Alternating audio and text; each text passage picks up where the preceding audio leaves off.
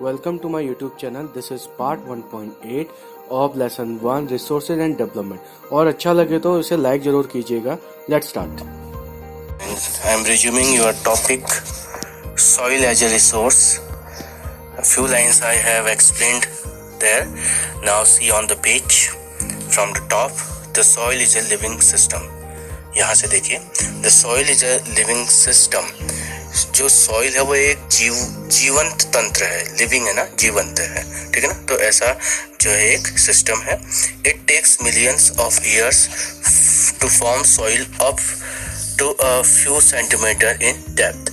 और कुछ सेंटीमीटर गहरी मिट्टी बनाने में जो है लाखों वर्ष लग जाते हैं, ठीक है ना. मिट्टी बनने की प्रक्रिया बहुत लंबी है कुल, ये मान लो.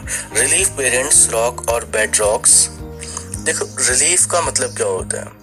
रिलीफ का मतलब होता है उच्चावच यानी कि ऊंचाई, ठीक है ना. पेरेंट रॉक यानी कि जिससे चट्टानों का जनक है, ठीक है ना, प्राइमरी रॉक जिसे आप बोलते हो.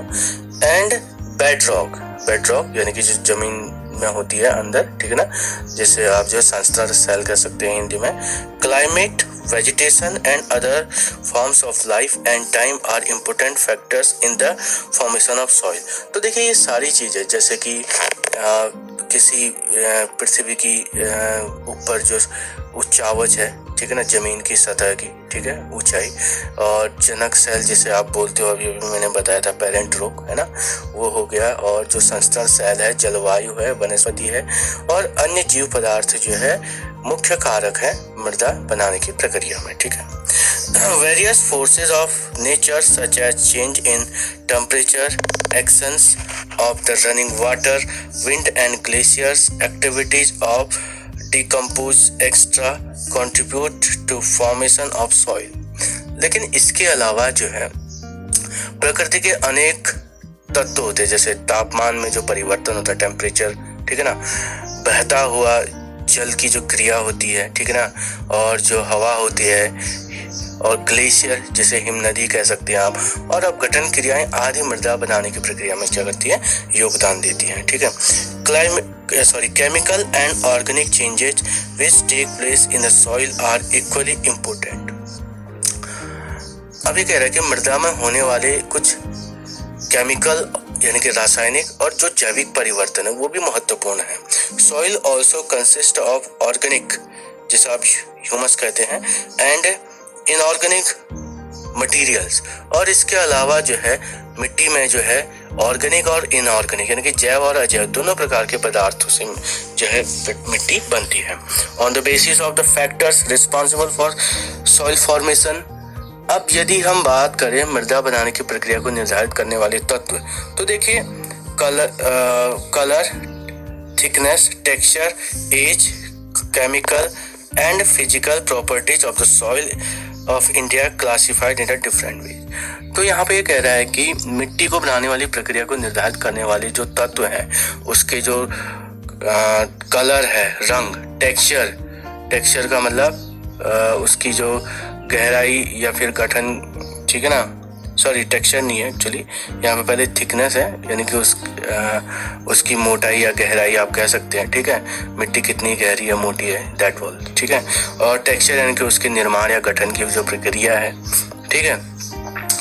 और आयु और रासायनिक और भौतिक गुणों के आधार पर भारत में जो मिट्टी है उसको निम्न प्रकार से बांटा जा सकता है. अब किस प्रकार से बांटा जाए उसको हम क्लासिफिकेशन ऑफ सॉइल में पढ़ेंगे. अगला हेडिंग है मृदाओं का वर्गीकरण यानी कि मिट्टी का वर्गीकरण, classification of soil.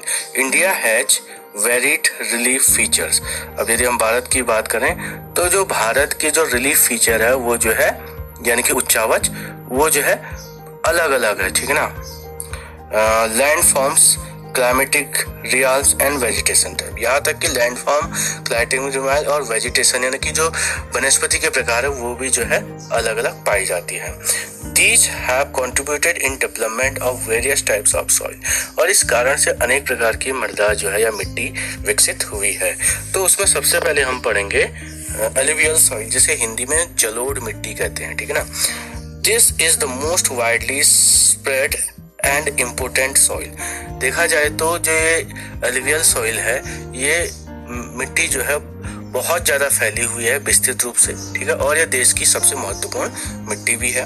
In fact the entire northern plains are made of alluvial soil. यदि हम बात करें उत्तरी मैदान की बात करें तो वो जो है पूरी तरह से जो है इसी अलुवियल सॉइल से बना हुआ है। These have been deposited by 3 imported Himalayan river systems। और जो ये अलुवियल सॉइल है, ठीक है ना, ये जो 3 जो हिमालयन रिवर सिस्टम है उनके द्वारा बना है। जो कौन कौन से है? इंडस, ठीक है, गंगा एंड ब्रह्मपुत्र। तो ये 3 है, सिंधु, गंगा और ब्रह्मपुत्र नदी तंत्रों के द्वारा बहाकर लाए गए मिट्टी से जो है ये नॉर्थर्न प्लेन्स बना हुआ है। ये आप समझ लीजिए, ठीक है। आगे देखिए, These soils also extend in Rajasthan and Gujarat through the narrow corridor। यदि हम बात करें इस अलुवियल सॉइल की तो ये राजस्थान और गुजरात में भी जो है एक नैरो कॉरिडोर यानी कि एक सकरे गलियारे के द्वारा ये मिट्टी वहां भी मिलती है या फैली हुई है, ठीक है। Alluvial soil is also found in eastern coastal planes, particularly in the deltas of Mahanadi, Godavari and Krishna and Kaveri reverse. और ये जो अलुवियल सॉइल है पूर्वी जो तटीय मैदान है जैसे कि महानदी, गोदावरी, कृष्णा और कावेरी नदी का जो डेल्टा एरिया है वहाँ भी जो है ये अलुवियल मिट्टी हमें मिलती है, क्योंकि ये अलुवियल मिट्टी से ही बनी है ये एरियाज, ठीक है। अब जो है ये जो है लास्ट में देखिए अलुवियल सॉइल लिखा है, पिक्चर दिया है ना कैसी होती है, उसके नीचे क्या लिखा है उसके देखिए, the alluvial soil consist of various properties of sand, silt and clay. अब यहाँ पर जो है अलुवियल सॉइल के बारे में बोल रहा है कि इसमें जो है रेत, सिल्ट और जो क्ले होता है, ठीक है ना, मिट्टी, ठीक है, वो जो है हमें इसमें जो है अलग अलग अनुपात में मिलते हैं। As we move inland towards the river valleys, soil particles appear somewhat bigger in size। अभी कह रहा है कि जैसे जैसे हम नदी के मुहाने से घाटी में ऊपर की ओर आते हैं तो नदी में जो मिट्टी के कणों का आकार है वो जो है अपेक्षाकृत बड़ा होते रहता है, ठीक है। इन द अपर वर्ड्स रह गए थे पहले पेज के, तो वो थे इन द अपर। अब उसके आगे इस पेज में देखिए, in the upper reaches of the river valley, आपको इस पेज में दिख रहा होगा, that is near the place of the river bank of slope the soil are coarse. अब ये कह रहा है कि नदी घाटी का जो ऊपरी भाग है, जैसे ढाल वाले भाग, ठीक है ना, जहाँ पर ढाल जो है फिर कम हो जाती है, के समीप जो है मोटे कण वाली जो मिट्टी है वो पाई जाती है, ठीक है ना। आगे देखिए, such soils are more common in pediment plains such as Duars, chos and Terais. अब देखिए यहाँ पर कुछ चीजें वर्ड्स लिखे हैं डार्क में, द्वार, चौज और तराई। तो ये जो है मैदानी क्षेत्रों के नाम है, ठीक है ना। तो जो अलुवियल सॉइल है वो पर्वतों की जो तलहटी पर बने जो मैदान है जिन्हें आप द्वारा, चौज और तराई कहते हैं, वहां पर जो है अलुवियल सॉइल मिलती है हमें, ठीक है। Apart from the size of their, देखिए अलुवियल सॉइल की बात हो रही है, इसे ध्यान से सुनिए और जानिए क्या है alluvial soil.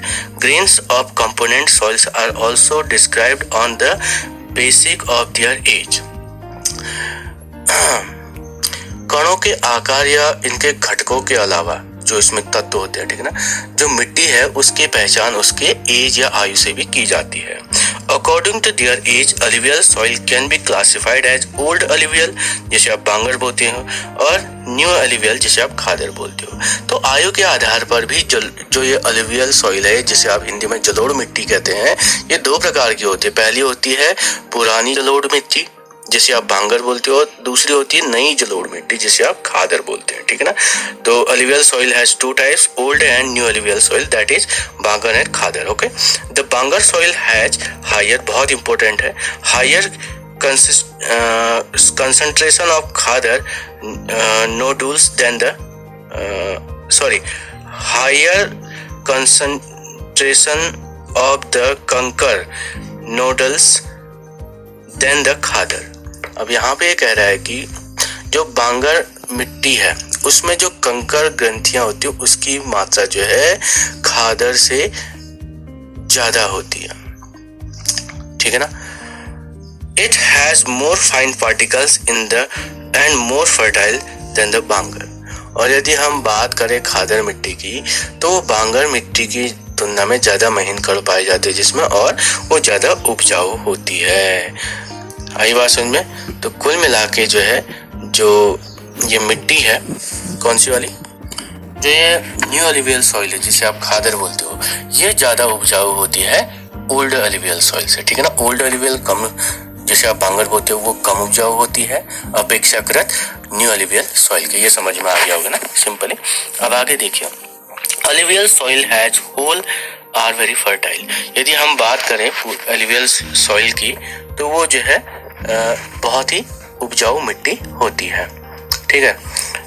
Mostly these soils contains adequate proportion of potash, phosphoric acid and lime, which are ideal for the growth of sugarcane, paddy, wheat and other cereals and pulse crops।